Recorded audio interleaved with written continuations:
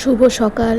সকালে প্রায় 10:30টার সময় বাড়ি থেকে বেরিয়েছি পুজো দিতে। প্রায় আস্তে আস্তে 12টা হয়েছে। 12টার সময় এসে একটুখানি খই, কলা, খেজুর, চেরি সব যা কিছু ফল টল আছে সব দিয়ে ভালো করে মেখে নিলাম। কারণ হাজব্যান্ড বলল চিড়ে খেও না, চিড়ে খেলে পেট ফুলবে, গ্যাস হবে। কারণ গরমটা প্রচুর আছে তো সেজন্যই। তো সব কিছু ফল টল দিয়ে মেখে তারপরে আমরা একটুখানি চিড়ে এই প্রসাদটা একটুখানি খেলাম। খই কিন্তু কোনো প্রসাদ নয়।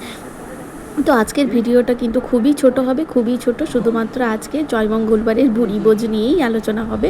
আর এখানে দেখো আলু চচ্চড়ি আর পরোটা করেছিলাম, তার সাথে একটু মিষ্টি নিয়েছি। তো আমি খুব একটা মিষ্টি খেতে পছন্দও করি না, সেজন্য আমি নিই না, কিন্তু আজকে নিয়েছি কারণ খুব জোর খিদে পেয়েছিল তাই। আর আলু চচ্চড়ি এইসব খেতে আমার খুব ভালো লাগে, পরোটা লুচির সাথে।